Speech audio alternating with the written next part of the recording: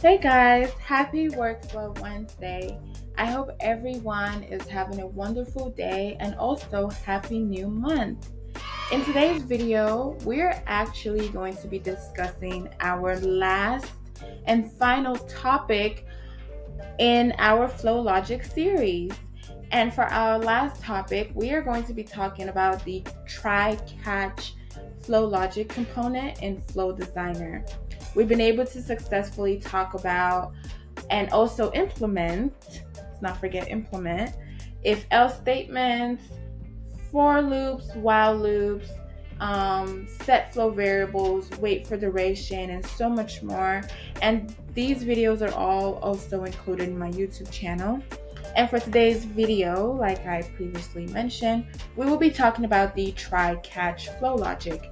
Now, the try-catch flow logic allows a flow to continue to run even when there is an error in the flow logic block.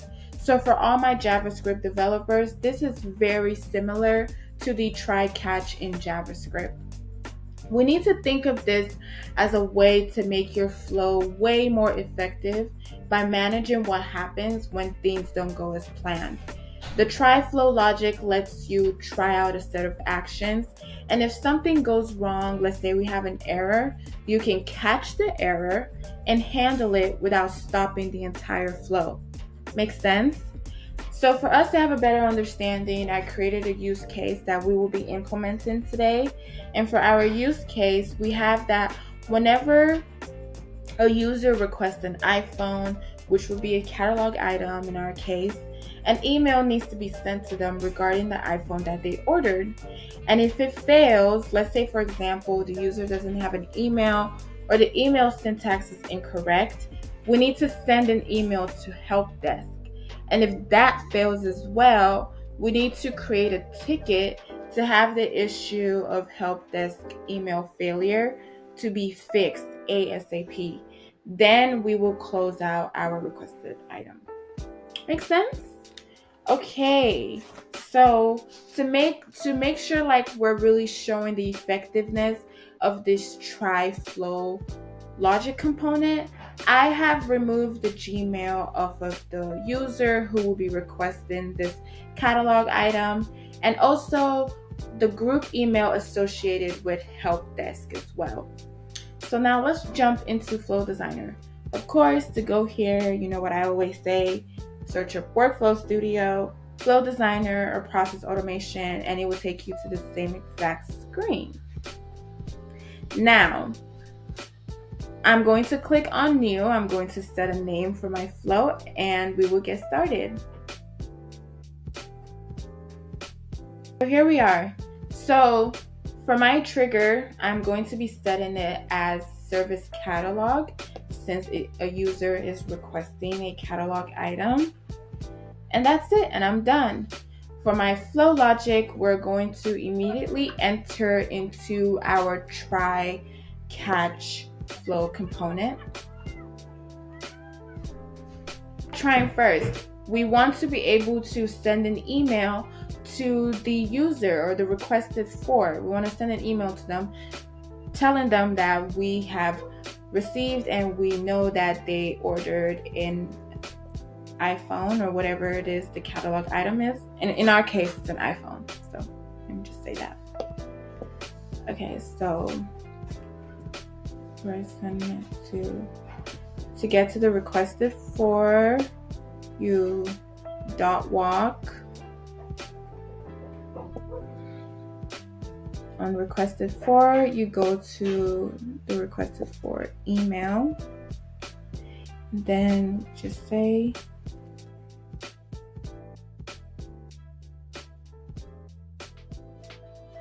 now what this is going to do is seen or if an error occurs. And if an error does occur, I'm sorry, I can't speak today either. If an error does occur, then we're going into this catch block. And this catch block allows us to run other sequence of events, or we can say actions. And for this catch block, what we're actually going to be doing is introducing another try logic component. So we're introducing a loop here. And this try component is also going to try to, like we said in our use case, send an email to the help desk group. In order for us to send an email to the help desk group, we need to look up that group first and then send an email. So for our action, we're going to be using the lookup action. We're using lookup record and not lookup records because we're only looking for a single record in the group table, which is the help desk.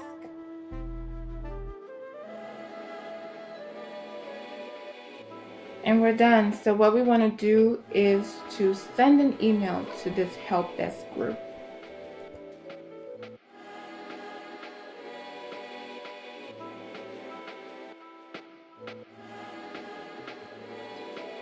Of course, you can make this more dynamic by actually putting the requested for user and dot walk to it, but we're just going to leave it like this.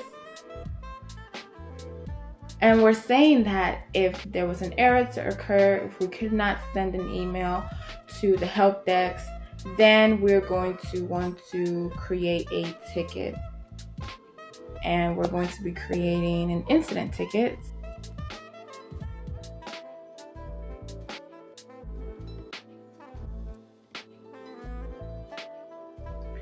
Okay, and then lastly, like we said, we are going to close out this requested item. So to close it out, you click on action. Sorry guys. Action. Update record should be here somewhere. Update record. We've been able to successfully implement the try catch flow logic component in Flow Designer today. So let's save our flow, activate it, and see it in action. So before I activate it, I just want to make sure that we're able to view the flow logs and the execution, the log that come out of this. So that's why I am turning on this reporting settings. And then now I'm going to activate my flow. My flow has been successfully activated. Now I'm going to go to that catalog item, which I already have opened, which is this one. And I'm going to implement the flow that we just created, which is this one. And I'm going to save it.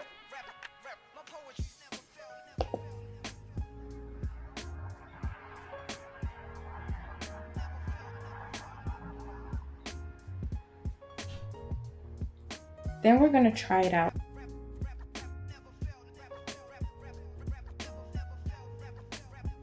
There we have it. We see that our state has been changed to closed incomplete automatically. So we can see that our try catch flow logic is working. So if I go to flow context, I would be able to view the execution.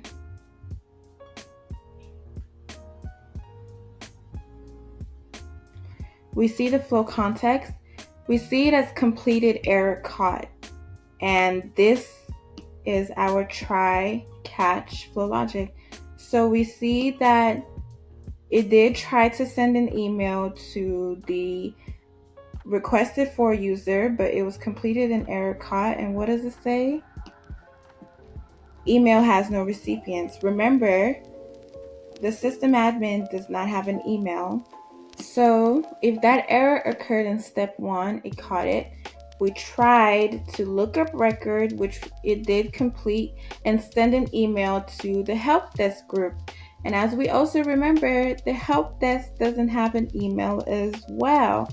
So we should also see the email has no recipients error. We do see that. So that's a success. And then it caught the error, and then it introduced this other catch block to create an incident record, a ticket, and this is the ticket right here. If we click on it, we can see our short description: fix the help desk email error issue ASAP.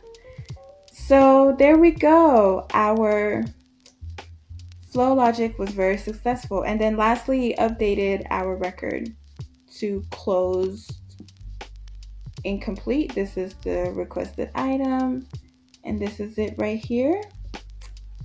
Our state is closed incomplete. So there we have it, our try catch. This is one way to implement the try catch flow logic component, and I hope that you were able to learn something from this, and I will see you next time. Have a wonderful rest of your day. Bye.